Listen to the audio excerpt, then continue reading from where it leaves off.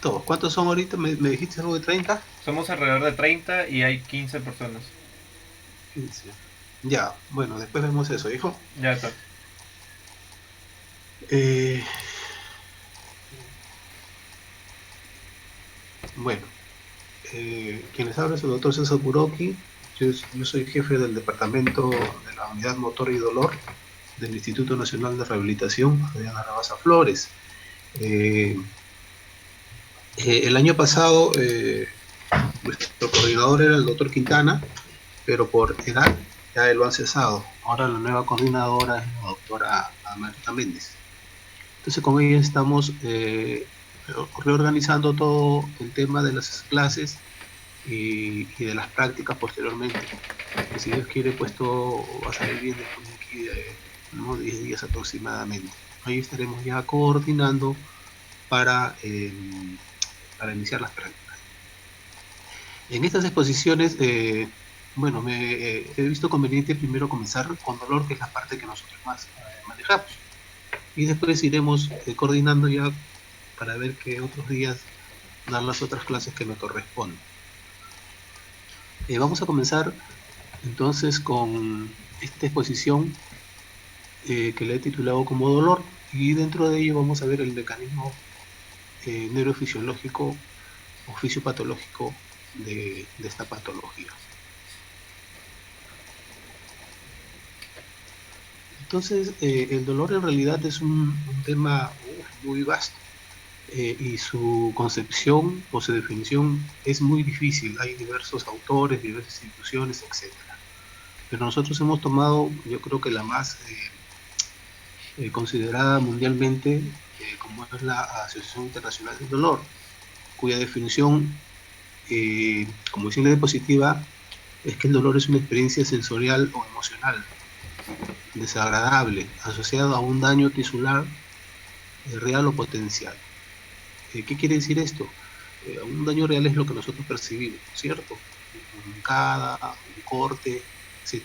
Y potencial es aquel daño que no lo vemos, ¿no? Puede ser un dolor interno o una alteración en la transmisión de este dolor.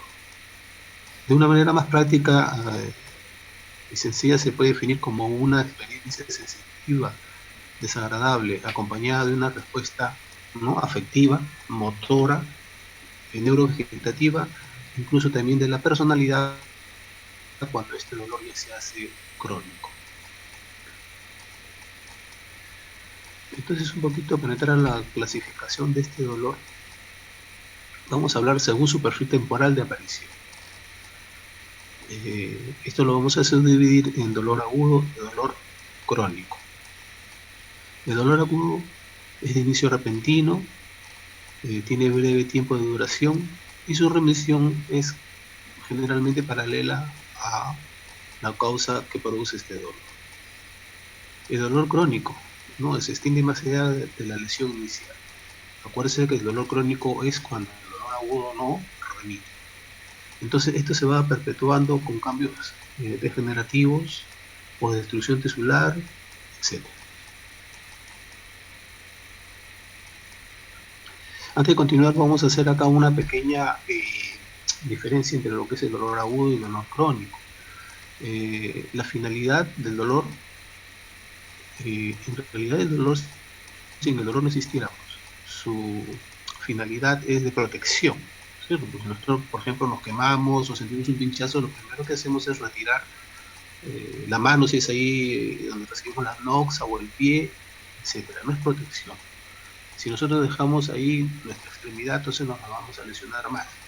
Entonces, por lo tanto, la finalidad específica del dolor, sobre todo agudo, es de la protección, es biológica. En cambio, el dolor crónico ya es una finalidad, digamos, destructiva, degenerativa. La duración del dolor agudo es temporal. En cambio, del dolor crónico hemos visto que es persistente. El mecanismo regulador es unifactorial. En el dolor agudo es un golpe directo, etc.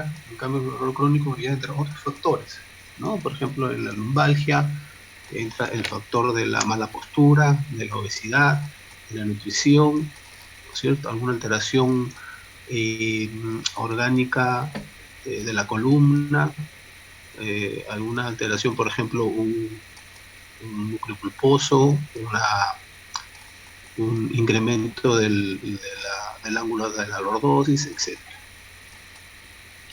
El componente afectado en el dolor agudo es más orgánico, o sea, es más somático que psíquico, y es al revés en el dolor crónico.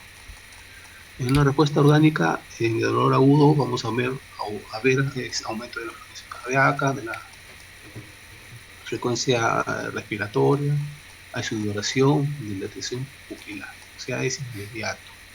En cambio, en el dolor crónico ya es neurovegetativo. Vamos a ver pues anorexia, estreñimiento, insomnio, etc. El componente afectivo afectado más es ansiedad y el dolor agudo. En el crónico, como vemos ahí, es más depresión, o sea, es un poco más complicado, ¿no? Y la depresión va desde leve hasta muy severa. En el agotamiento físico, en el dolor crónico, sí la hay. ¿Por qué? Porque si no hay movimiento, no hay actividad, los músculos pasan a hipotrofiarse progresivamente. Y por lo tanto, esto va a conllevar a la disminución de la fuerza muscular. Por lo tanto, hay un agotamiento físico rápido. Y el objetivo es la curación en el dolor agudo y el alivio y la adaptación en el crónico. El segundo mecanismo es el fisiopatológico. Entonces el dolor nociceptivo, que es lo que nosotros sentimos, se produce por la activación de los receptores nociceptivos periféricos, estimulados por noxas o lesiones, y lo lleva hasta el centro del cerebro, ¿sí? Entonces este también se divide en tres: somático, visceral y dolor neuropático. El somático, bueno, los estímulos provienen de la piel, los músculos, huesos y partes blandas. El visceral, como dice ahí, proviene de las mucosas y serosas de los órganos profundos. Así también no hay que olvidar la musculatura lisa y vasos sanguíneos. El dolor neuropático proviene de la afectación de lesiones o mal funcionamiento del sistema nervioso central, como también periférico. Entonces vemos tres, ¿no? El somático, visceral y neuropático. El neuropático está más asociado al dolor crónico. Entonces ahí también vemos algunas diferencias entre el dolor somático y el dolor visceral, ¿no? Los nociceptores son periféricos, como hemos relatado, y el dolor visceral, los nociceptores son profundos a nivel de las vísceras o vasos sanguíneos. Estructuras lesionadas en el dolor somático, piel, músculos lentos, y el visceral, lógico, van a ser las vísceras, tanto sus serosas como sus huesos. Transmisión del dolor es sistémico, periférico, y en el visceral es autónomo, acuérdense, ahí está la diferencia en la transmisión. Los estímulos generadores del dolor son térmicos, o sea, calor, barométricos, presión, químicos o mecánicos. En el dolor visceral es isquemia, hipoxia, inflamación o distensión visceral. El carácter del dolor somático es superficial y muy localizado. En cambio, el dolor visceral es profundo y muy mal localizado, ¿sí? Algunos de ustedes alguna vez han tenido, no, pero todos hemos tenido dolor de alguna u otra manera, y podemos diferenciar entre lo que es superficial y lo profundo, es decir, somático o visceral. Las reacciones vegetativas son intensas en el caso del dolor visceral, así como el componente emocional. En la clínica, el dolor somático como es rápido, no hay clínica acompañante. En cambio, el dolor visceral podemos presentar un dolor referido, es decir, que se va a incrementar el dolor en otras zonas no diferentes de donde está la NOx. Hay hiperestesia local, hay espasmo muscular, sobre todo de la musculatura estriada, por ejemplo, un cólico abdominal, ¿no? Nuestra masa muscular abdominal se va a contraer. Hay una relación ahí. Y la respuesta analgésica a los medicamentos, los AINES, son muy efectivos en la parte de dolor somático, mientras que el dolor visceral más son los opioides, específicamente los anticolinérgicos.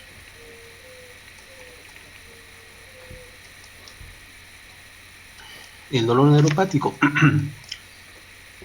Como hemos dicho, la causa es una lesión primaria o una disfunción del sistema nervioso central o del sistema nervioso periférico. El dolor no es familiar para el paciente, ya que es diferente, no es quemante, punzante. Esto quiero que se lo graben, por favor, porque son síntomas específicos para este tipo de dolor. Es decir, si el paciente te dice, el dolor que siento me quema, me arde, ya estamos pensando directamente en un dolor neuropático. Y si el tiempo de este dolor es más de un mes, entonces ya estamos pensando netamente de una alteración neurológica.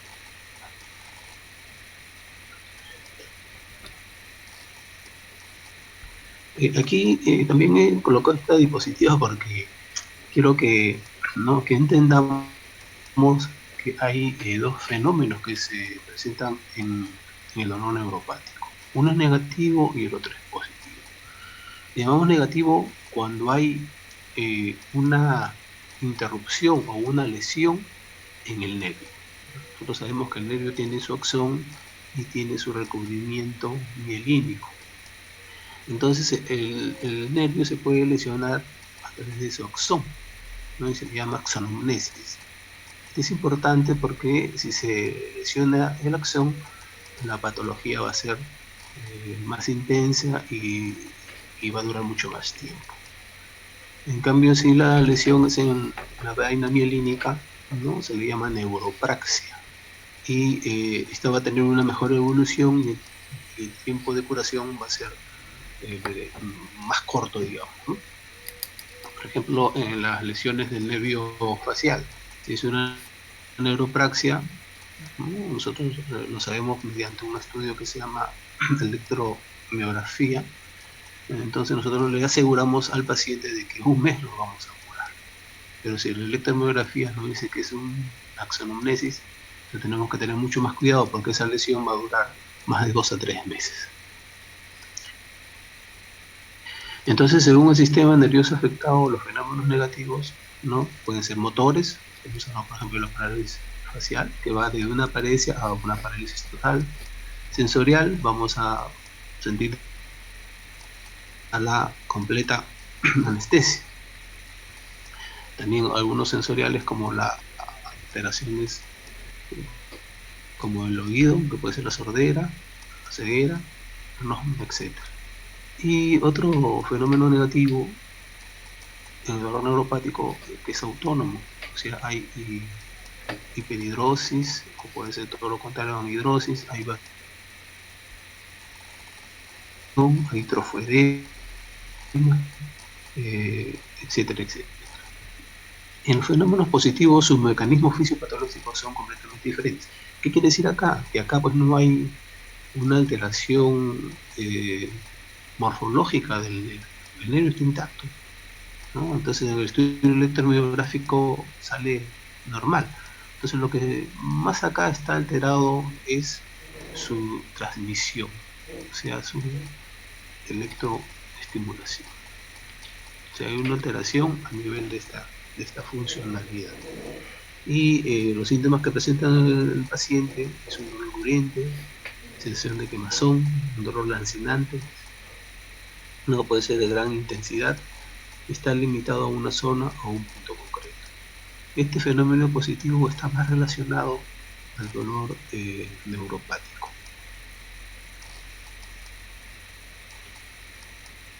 Entonces acordémonos acá que nosotros podemos tener una lesión y no encontrar positividad, digamos, los signos positivos según la electromiografía.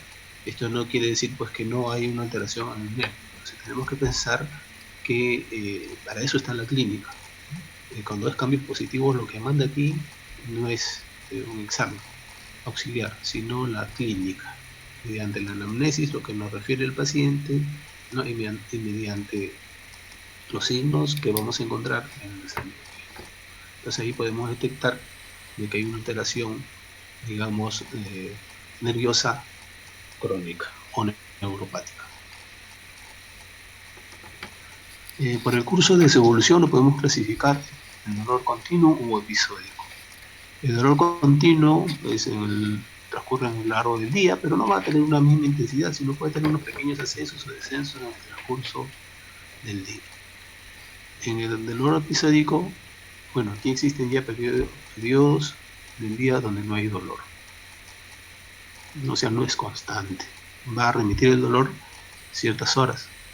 Y se le va a clasificar en incidental, que está asociado a una actividad, ¿no? Por ejemplo, si tengo un dolor lumbar, estoy echadito, sentadito, no tengo dolor, pero toso, entonces se incrementa el dolor a ese nivel, ¿no? O si me comienzo a mover o a agacharme, eso se llama incidental.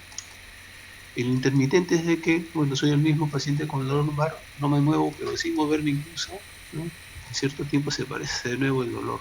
O sea, no hay un factor desencadenante conocido, aunque vemos que lo produzca. Y el otro también es el fallo final de la dosis. ¿Qué quiere decir? Si un paciente con dolor y nosotros le prescribimos, por ejemplo, ibuprofeno cada 8 horas, perdón, cada 12 horas, pues el paciente toma, pero la siguiente dosis a las 12 horas. Pero a las 6 horas, 8 horas, el dolor de nuevo se inicia y comienza a acrecentarse, ¿no?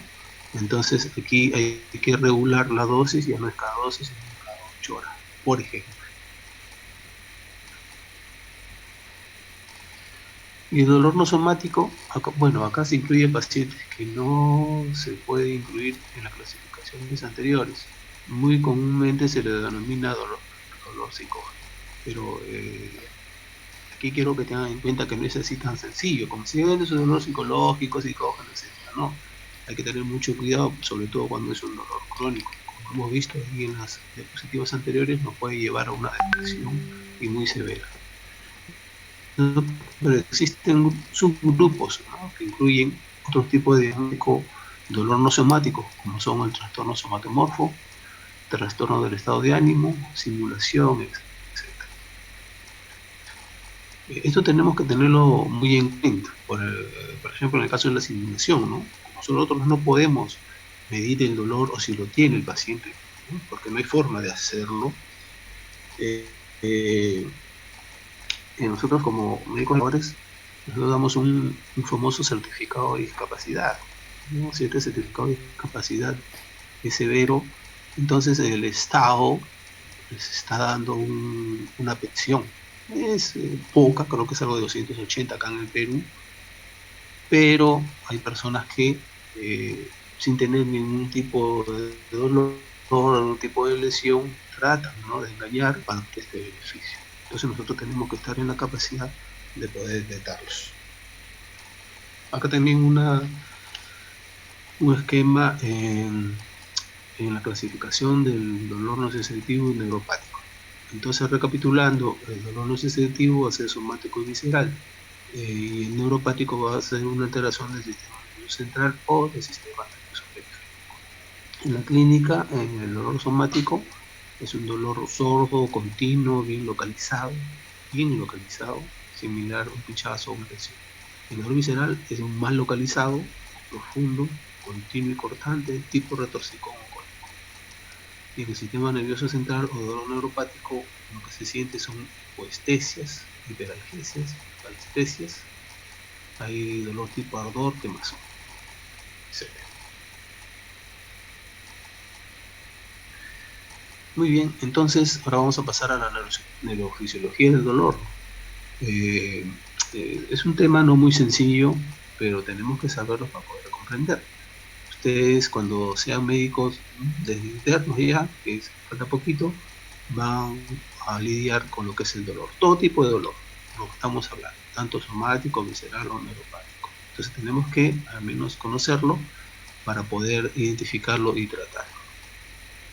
Entonces la percepción del dolor es a nivel cerebral, pero se inicia a nivel distal, como en el esquema, un golpe a nivel del dedo ¿no? Va a ir a través de las fibras nerviosas hasta la médula y hasta el cerebro para que éste pueda percibir el dolor.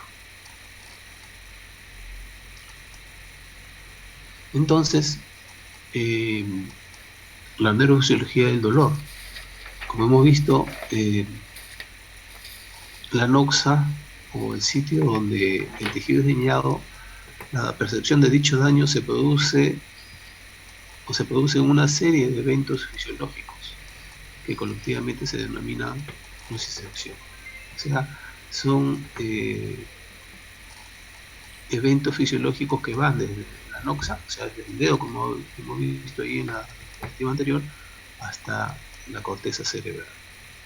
El receptor del dolor, llamado nociceptor, es la terminación periférica de una neurona bipolar, cuyo cuerpo neuronal se encuentra en el cángulo raquídeo de la raíz dorsal.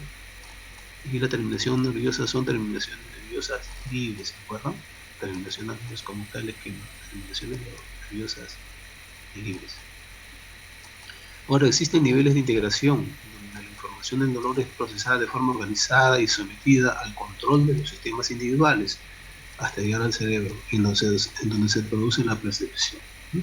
Es decir, que los neurotransmisores, ¿no? La transmisión del dolor, ¿no? Se va modulando, regularizando hasta que llegue al cerebro. O sea, al cerebro solamente tiene que llegar lo necesario e indispensable para que el cerebro pueda identificar el lugar, la intensidad y el tipo de dolor para poder actuar.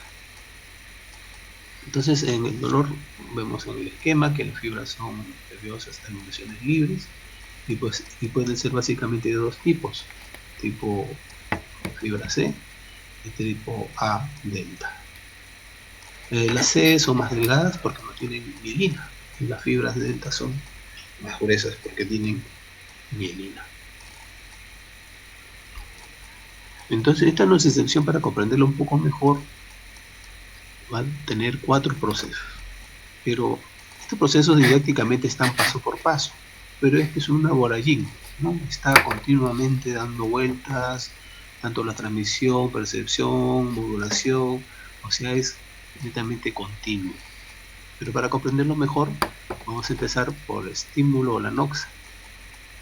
Entonces, en este proceso, cuando uno recibe una lesión, el primer proceso que se produce es la traducción.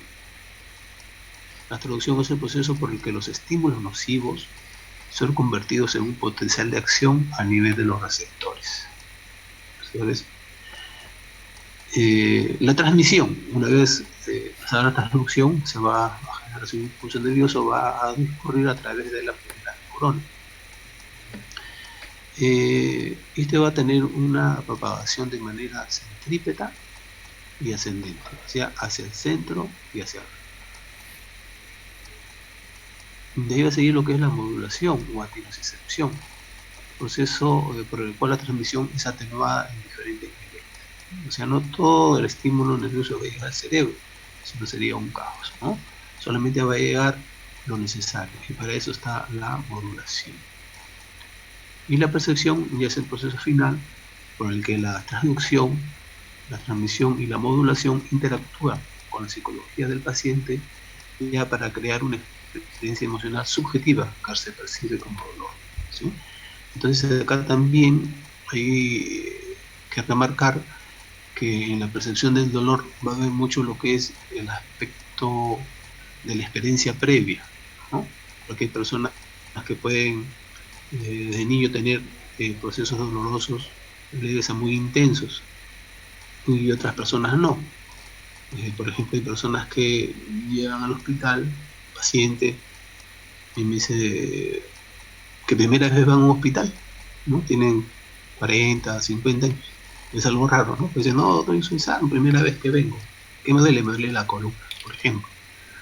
No, pero llegan al hospital y uno lo examina y en realidad es un dolor no muy intenso, pero para ellos lo perciben como sí. ¿Por qué? Porque como es la primera vez que lo sienten, entonces sienten angustia, temor. En cambio, otros que continuamente tienen este tipo de dolor solamente van continuamente al hospital y incluso van a la emergencia porque el dolor a veces ya no ya no lo soportan porque es progresivo. Entonces, vamos a comenzar a definir un poquito más lo que es la traducción. Transducción. Entonces, los receptores son receptores no encapsulados. Nos vamos a repetir terminaciones nerviosas libres que distinguen los estímulos inocuos de los lesivos. Es decir, los mismos receptores van a actuar en la nocicepción del dolor, así como también en la nocicepción de los estímulos no lesivos. Por ejemplo, un roce, una caricia, son estímulos no lesivos. Pero también este mismo mecanismo es que se encarga de poder percibirlo.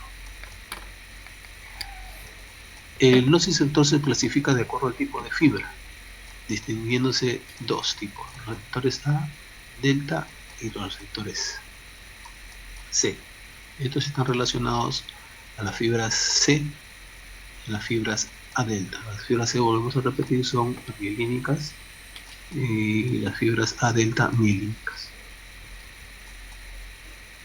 Ambos tipos de nociceptores se encuentran a nivel de la piel y tejidos somáticos profundos.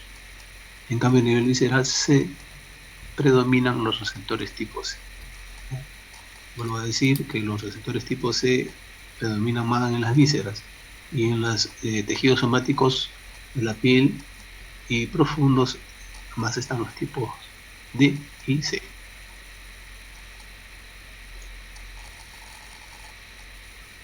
Entonces, para comprender un poco mejor por qué resaltamos las fibras delta y C, hay varios tipos de neuronas, las A, alfa, beta y gamma y delta, las D y las C. Estamos hablando que las A delta es las que van a intervenir en los mecanismos termonociceptores y las fibras C amielínicas en más mecanotérmico nociceptoras y simpáticas ganglionares. Es importante porque sobre todo la velocidad de conducción de la fibra C es menor que la fibra delta.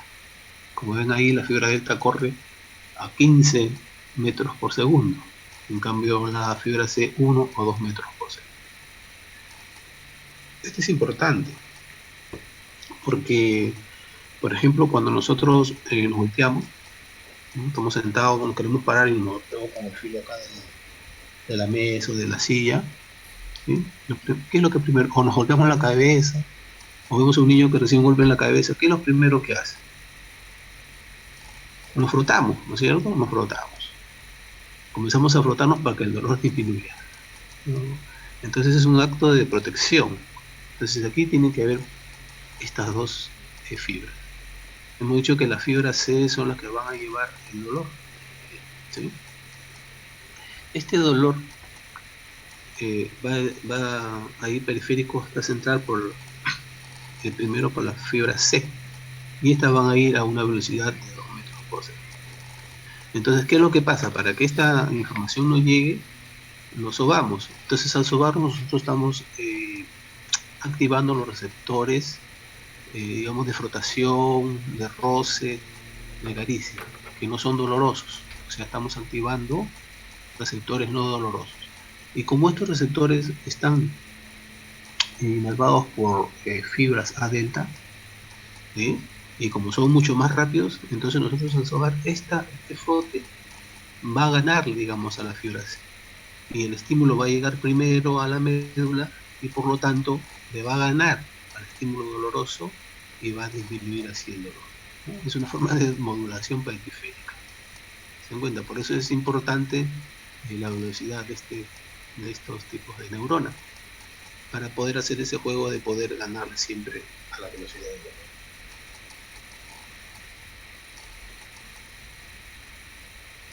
Entonces, en el nociceptor se dan dos tipos de procesos de transducción: la activación, que desencadena la generación de un potencial de acción, y la modificación en la sensibilidad, que puede ser una mayor sensibilidad, regulación, o una menor sensibilidad, una disminución de la regulación de las células OFF y ON respectivamente.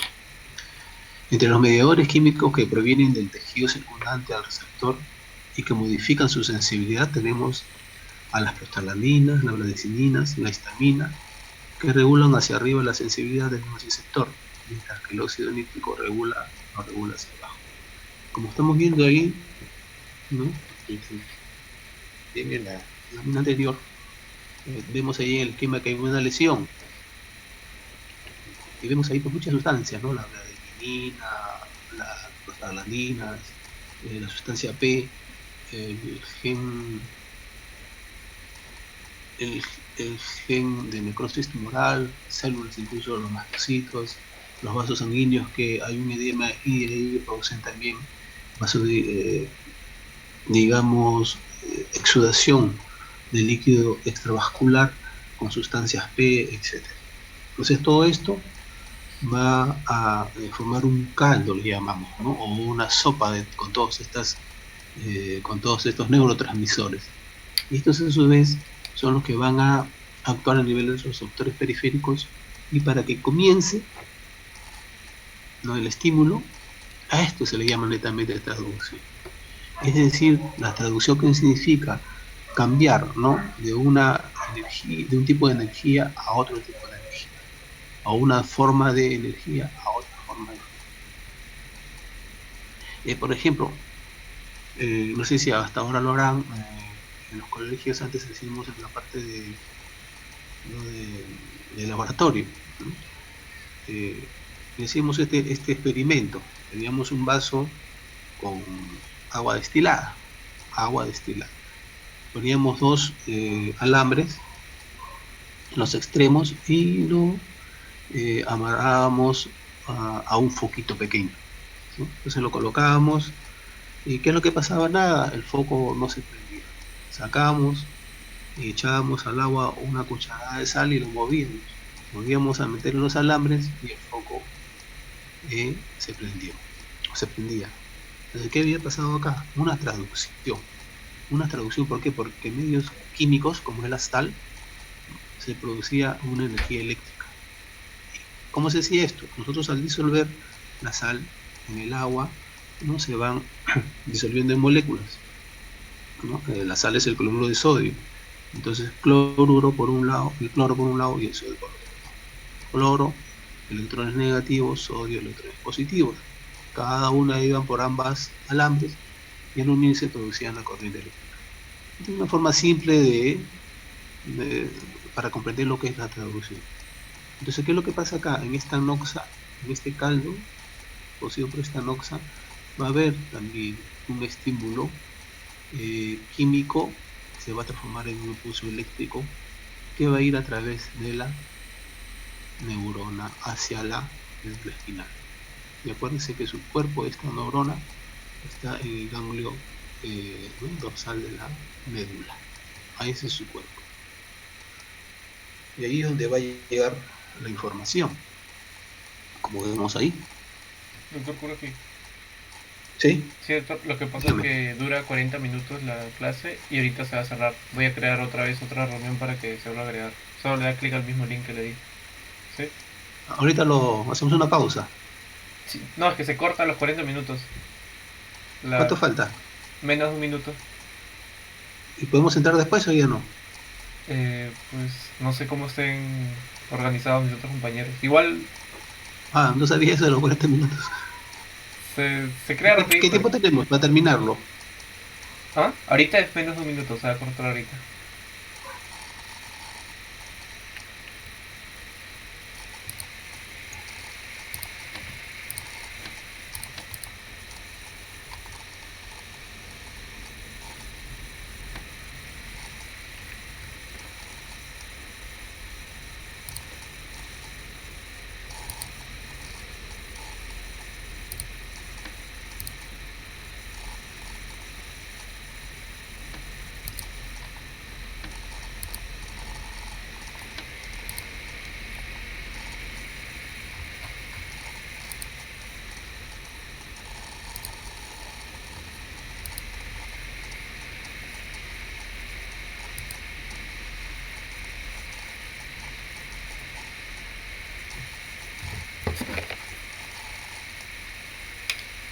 Hola, doctor. Yo ahorita ya lo creé, la reunión. Sí, en el mismo link que le envié por correo, le voy a dar clic y se agrega normal. Sí, ya, ya, doctor.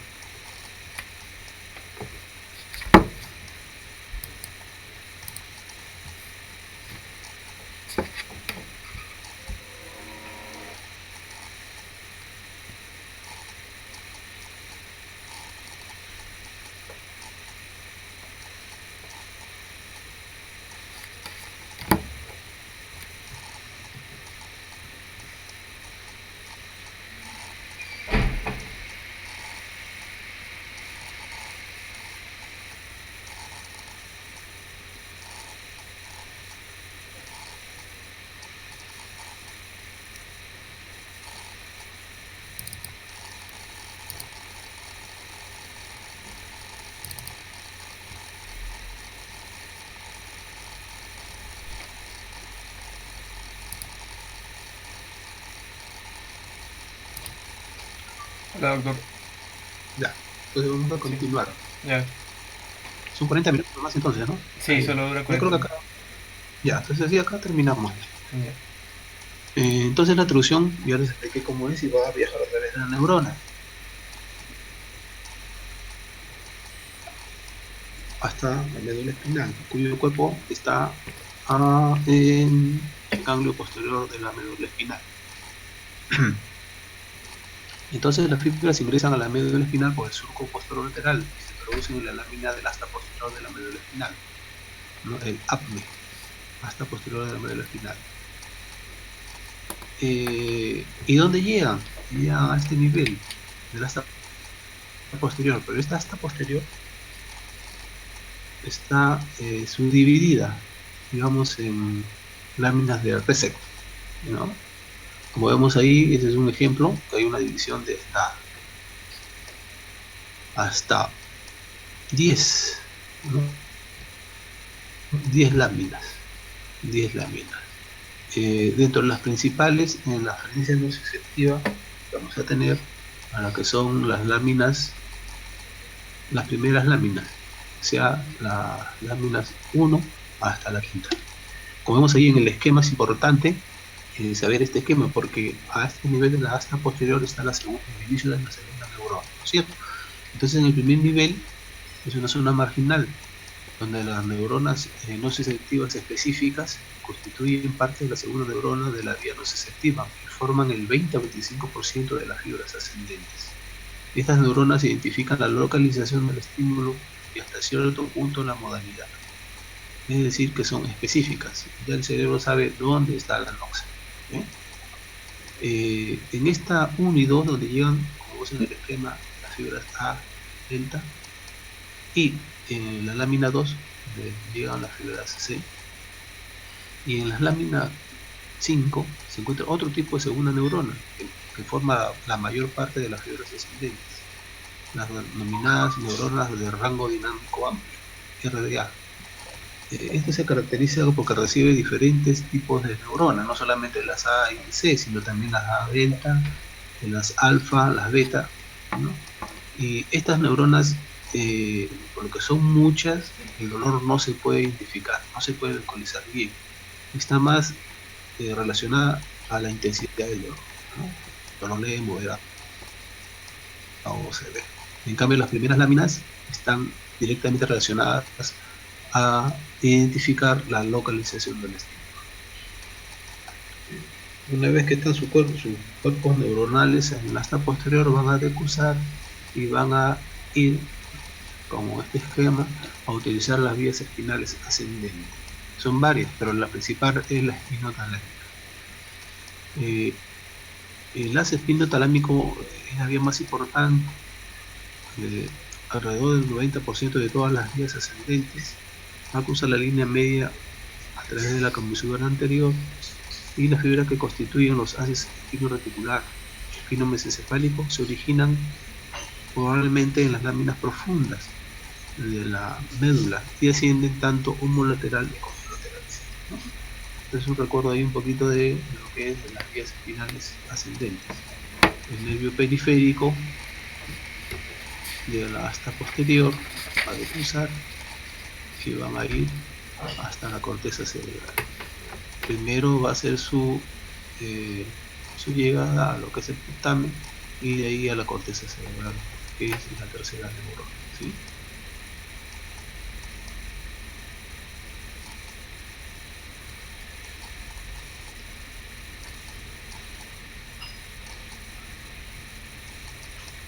El lazo espinotalámico, como dijimos anteriormente, no decusar al 100%, va a quedarse, digamos, un humo lateral, va a ir, digamos, o no se decusan, un aproximado del 10%. Esto también es muy importante porque no se corta, digamos, al 100% la transmisión, ¿no? Tenemos un 10% que se nos puede servir para poder percibir el dolor.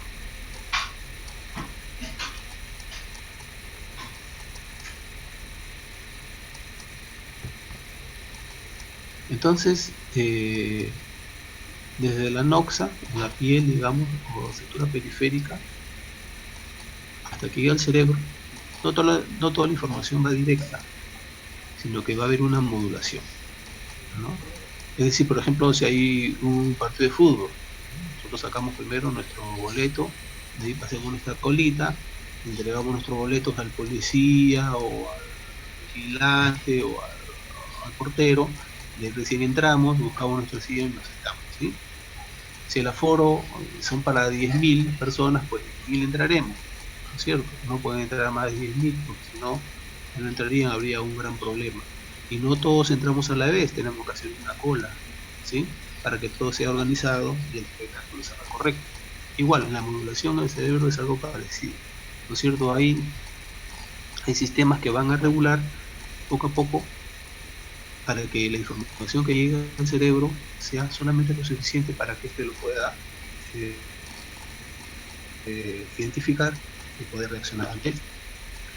A diferencia del sistema de transmisión nociceptiva, de características centrípeta y ascendente, como hemos hablado, el sistema inhibidor endógeno es de características eminentemente descendentes y centrífugas. Es decir, es lo contrario, ¿cierto? Y la analgesia no es solo la cesación de la transmisión nociceptiva, esta es una función coordinada, altamente compleja, que regula, controla y limita la transmisión. Entonces esto evita que haya un caos, como hago el ejemplo del partido de fútbol, ¿no? Entonces solamente tiene que llegar lo específico del cerebro. Porque si no hubiera una modulación, toda la información llegaría como una descarga directa al cerebro y esta puede colapsar, ¿no es cierto? Por ejemplo, un golpe severo, un accidente severo, ¿no? Hay tantas lesiones que toda esa información de neurotransmisores llega casi directamente al cerebro. ¿Qué es lo que pasa? La persona pierde el conocimiento, se desmaya, porque ha llegado tanta información, tanto estímulo al cerebro que colapsa y la persona pierde el conocimiento, ¿no? Entonces, para que no ocurra esto, ¿no? Por eso existen los niveles de modulación. Hay un esquema en lo rojo, en la parte izquierda es lo que está señalando, ¿no es cierto?, la nocicepción. Periférico, llega al tálamo y a la corteza. Y una vez que llega a la corteza, el estímulo tiene la percepción y esta a su vez comienza a dar, digamos, sus efectos de modulación, que lo va a hacer principalmente a nivel de la sustancia gris periconductal. Y esta va a trabajar a nivel de lo que son las células óptico, va a estimular estas células, mejor dicho, neuronas, ¿no? Que son las que van a modular el dolor. Si es ON, va a activar lo que son las células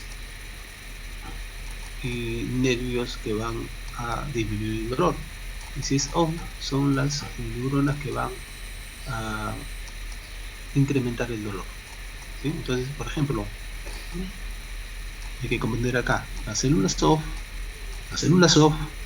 son las células que van a, cuando es nociceptivo, van a apagar las células, perdón, los nervios que van a disminuir el dolor. ¿Sí? Vuelvo a repetir, cuando es el estímulo nociceptivo, van a actuar sobre las células OFF. Las células OFF son las que van a, digamos, disminuir o apagar las neuronas que van a inhibir el dolor. Por lo tanto, al apagar las neuronas que inhiben el dolor, este se va a incrementar. Entonces, la modulación, ¿qué es lo que va a hacer? Va a apagar estas células. Por lo tanto, las células inhibitorias se van a reforzar.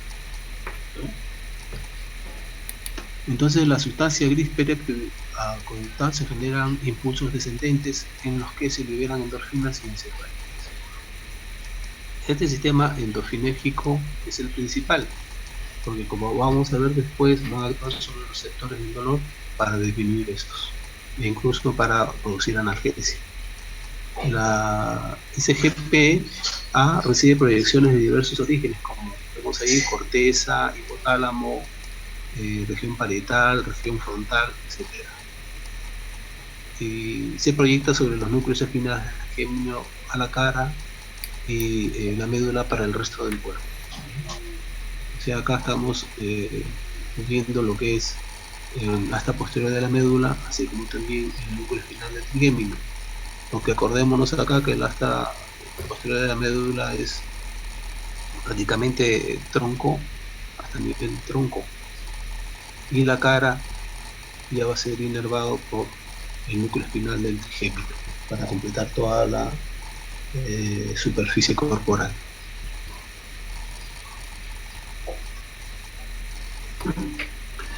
La duración de la analgesia se prolonga durante mucho más tiempo que de la misma estimulación. Como hemos visto, el principal sistema es el opioide o endorfinérgico. Por lo tanto, esto se demuestra al inhibir este sistema mediante la naloxona, ¿no? La naloxona es un antagonista de los opioides. Entonces, al poner naloxona y disminuye y se incrementa el dolor, quiere decir pues que el sistema es un sistema opioide. El sustrato morfológico de este sistema se encuentra en las estructuras mediadas del tronco cerebral, ¿no? Y la cual se encuentra rodeado del acueducto de Silvio y a nivel del bulbo. Tenemos también los núcleos del magno del Raphe medio, ¿no? Núcleos del magno del Raphe medio. Acá también tenemos el esquema del sistema descendente, ¿no? Corteza va a ir hasta la sustancia gris periacoyuntal, ¿sí? Ahí tenemos el otro sistema de los núcleos del Raphe medio. A nivel medular tenemos la médula espinal, tenemos acá las neuronas del asta posterior.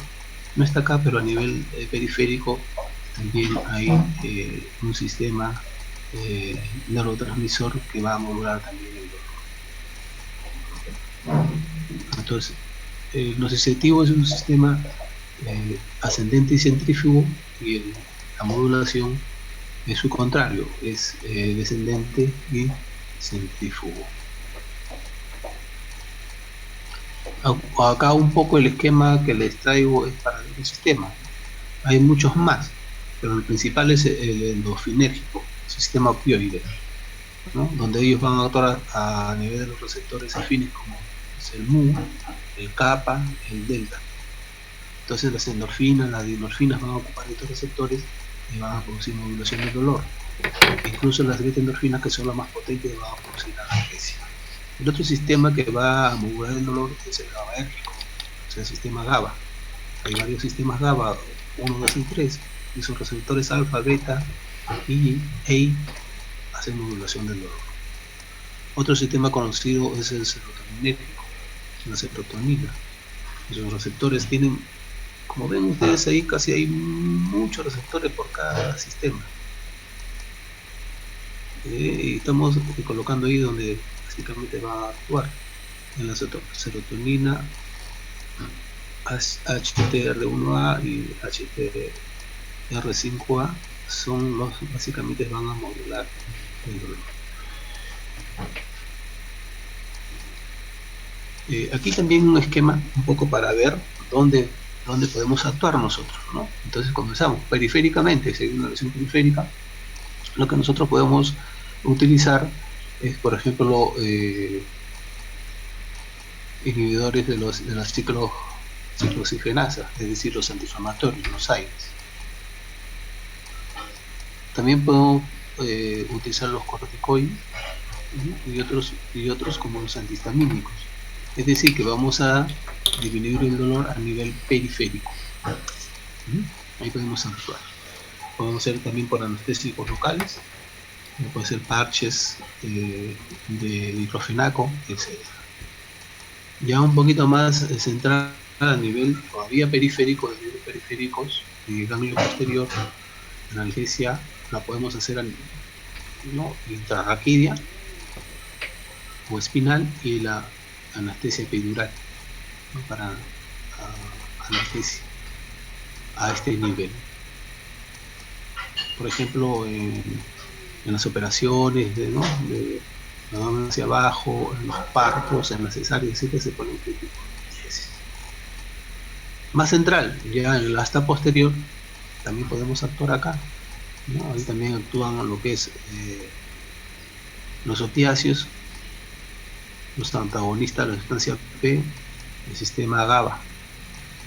En el sistema GABA, por ejemplo, nosotros podemos estimularlo con la famosa gabapentina.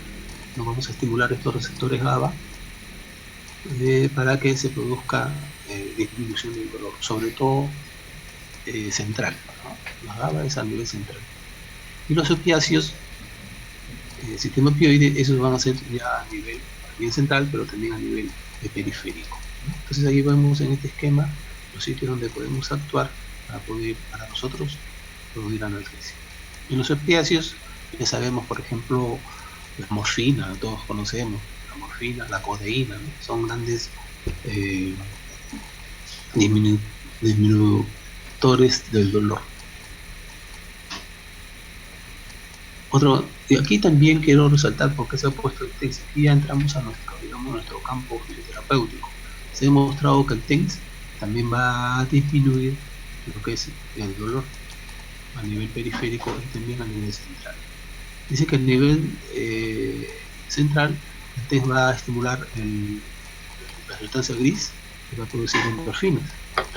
Indirectamente va a disminuir el dolor, pero directamente también la estimulación eléctrica a través del nervio, porque se coloca a nivel periférico, ¿no? Va a disminuir el dolor mediante los cambios de polarización de este nervio. Entonces la corriente eléctrica la vamos a utilizar nosotros comúnmente en el área de dolor. Entonces ya estamos llegando al final de la nocicepción, que es la percepción. Hemos puesto ese esquema ahí porque se hizo un estudio de regiones del cerebro humano, ¿no? Un estudio electromagnético. Se ve pues en las imágenes que hay un aumento del flujo sanguíneo, que está en rojo, cuando se aplica un estímulo doloroso. ¿Esto qué significa? Miren, ¿no? Esto, la parte de la corteza, la parte del tálamo, se enciende la parte de motoras, las partes sensitivas, se enciende la parte frontal, la parietal, es decir, que prácticamente interviene todo el cerebro en la percepción cuando hay un estímulo doloroso. No, por eso es que es tan complejo, y por eso es que es más una sensación que nosotros, el ser humano individual, es el único que lo siente y lo puede expresar, pero el resto no lo puede cuantificar ni calificar. Lo podemos hacer sí por la clínica, etcétera, por la anamnesis, pero en realidad nadie lo puede hacer, ni existe una máquina que pueda cuantificarlo tampoco. Entonces la percepción es la experiencia del dolor que solo puede ser definida en términos de conciencia humana, y como toda experiencia sensorial, no hay forma de cuantificar, ¿sí? Ni clínica, ni con acciones auxiliares. Ojo que dolor no es igual que nocicepción. La nocicepción es la respuesta a la estimulación de los nociceptores. Si bien la nocicepción puede darnos una experiencia dolorosa, la nocicepción también puede ocurrir en ausencia de dolor, y el dolor puede estar presente en ausencia de nocicepción, ¿no? Esto explicaría por qué la existencia de términos como dolor no nociceptivo, por ejemplo, como hemos visto ahí, el dolor neuropático o el dolor psicógeno, y el dolor nociceptivo, por ejemplo, el dolor inflamatorio.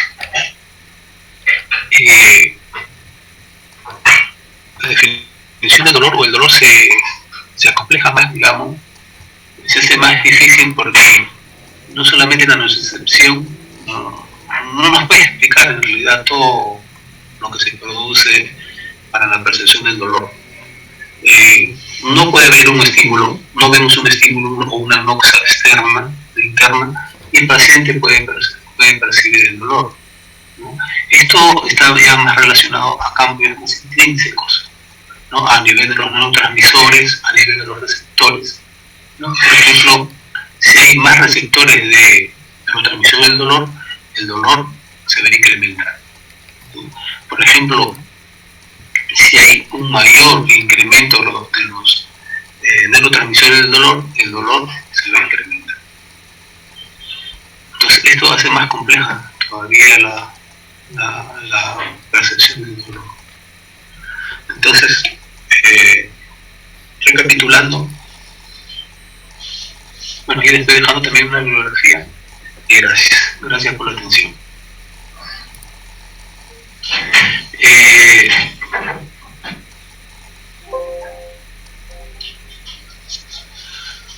Entonces, vuelvo a repetir que son unas pinceladas, digamos, de lo que es el dolor. Es una patología muy común, la vamos a ver ya desde ahora, creo que lo están viendo ustedes, y tenemos que conocerla para poder tratar.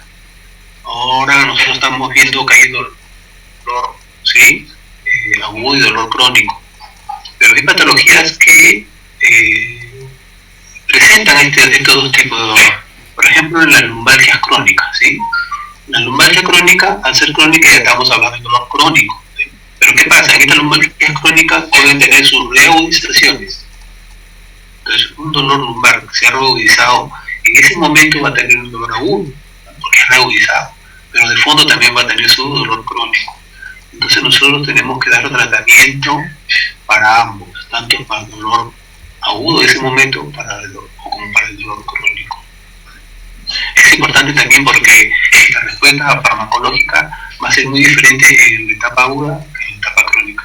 Los medicamentos que utilizamos son completamente diferentes.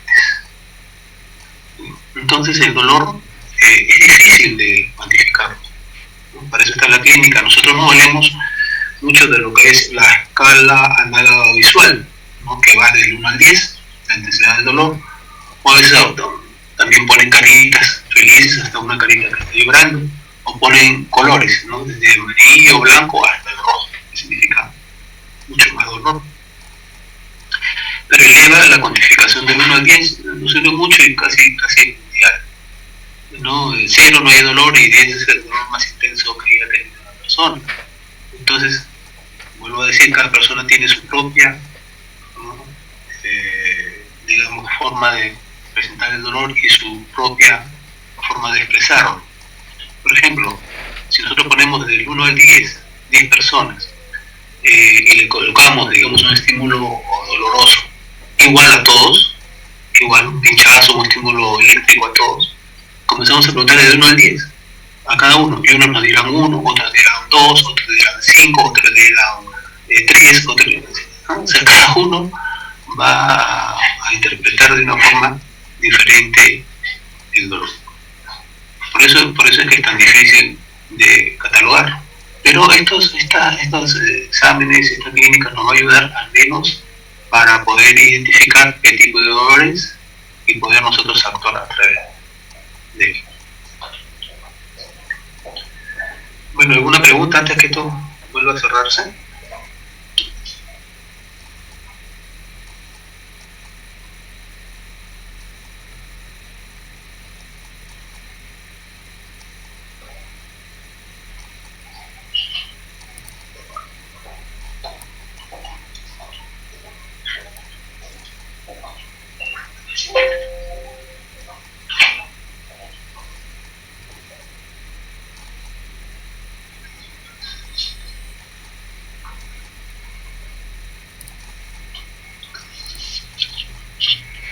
Parece que no hay ninguna pregunta, doctor.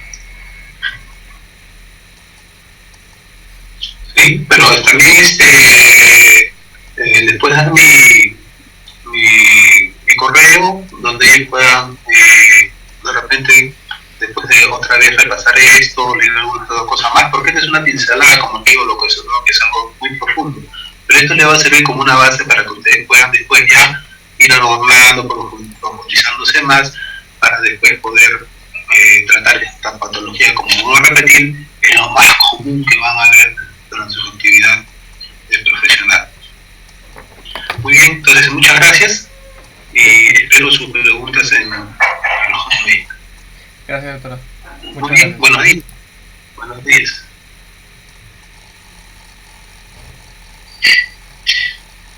Bueno, doctora, hasta luego.